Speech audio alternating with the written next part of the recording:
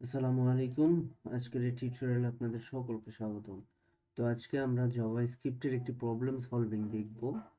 তো চলুন এটা দেখে আসা যাক।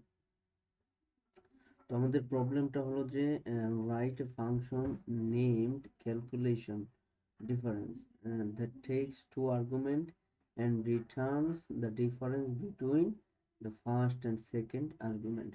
অর্থাৎ বলছে যে আমাদেরকে একটা ফাংশন নিতে হবে এবং ফাংশনটার নাম হবে ক্যালকুলেট ডিফারেন্স এবং এর ভিতরে দ্যাট টেক্স টু আর্গুমেন্ট অর্থাৎ দুটা আর্গুমেন্ট নিতে হবে এবং রিটার্ন করে দিবে।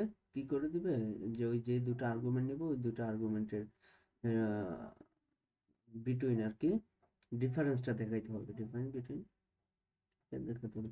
তো চলুন এটা আমরা কোডের মাধ্যমে দেখে আসি। প্রথমে আমাদেরকে কি করতে হবে, একটা ফাংশন নিতে হবে।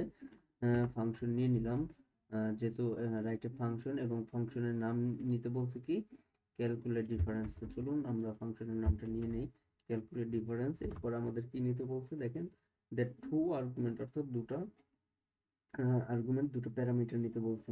তো আমরা এখানে দুটো প্যারামিটার নিয়ে নিলাম, একটি নিয়ে নিলাম এ এবং আরেকটি নিয়ে নিলাম বি। তো এটাকে যেহেতু ফাংশনের এর জন্য আমাদেরকে কি করতে হবে, আর্গুমেন্ট নেওয়ার পর একটা সেকেন্ড ব্র্যাকেটের ভিতরে আমাদের ফাংশন কল করতে হবে। এই যে তো সেকেন্ড ব্র্যাকেটের ভিতরে আমরা কি করব, রিটার্ন করে দিব। রিটার্ন করে দিব কাকে, difference between the first and second number. আমরা ফার্স্ট নাম্বার নিলাম কি এ এবং সেকেন্ড নাম্বার হিসেবে ধরে নিলাম কি বি কে। তো তাহলে আমরা এখন রিটার্ন করব কাকে, রিটার্ন করে দিব কাকে, first and second argument difference between. যেহেতু ডিফারেন্স বিটুইন বলছে তো এই জন্য কি হবে, আমরা বিয়োগ করে দিব। তো বিয়োগ করলে আমরা এটা ডিফারেন্টটা পেয়ে যাব, যেটা কত এবং কত। তো এ এবং বি আমরা কি করে দিলাম, রিটার্ন করে দিলাম। তো এটাকে এখন দেখার জন্য আমাদেরকে কি করতে হবে, যে আমাদেরকে কি ফাংশনটাকে কল করে দিতে হবে। তো ফাংশনটাকে আমরা কল করে দেই, ফাংশনটাকে কল করে দিলাম। কল করে কি করব, এই যে দুইটা নাম্বার নিয়ে নিলাম, এর ভ্যালু দিয়ে দিলাম আমরা 8 এবং বি এর মান দিয়ে দিলাম কত, বি এর মান দিয়ে দিলাম ধরুন 6। তো এখন এই দুইটাকে কি করতে হবে, আমাদের ডিফারেন্ট এই দুইটার ডিফারেন্সটা আমাদেরকে দেখতে হবে। তো এই জন্য আমরা কি করব, এটাকে একটা ভেরিয়েবলের ভিতরে নিতে হবে, তা না হলে আমরা কিভাবে কনসোল লক করব। তো এই জন্য একটা ভেরিয়েবলের ভিতরে নেই, যেমন রেজাল্ট, আমরা রেজাল্টটাকে দেখব।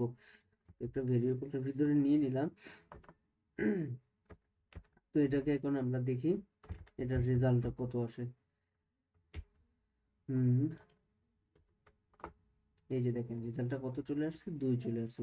তো এটাকে আমরা আরো শর্ট ভাবে করতে পারি, যে আমরা যদি ভেরিয়েবলের ভিতরে না রাখি তো এইভাবেও আমরা কনসোল লক করে দেখতে পারি সরাসরি। দেখেন তাহলে যদি এভাবে এরকম করতে চাই তাহলে আমাদেরকে কি করতে হবে, আমাদেরকে করতে হবে যে এই কনসোল লগের ভিতরে আমরা এটাকে দিয়ে দিই, তাহলে আমরা কি করবো, ওই সেম রেজাল্টটাই পাবো।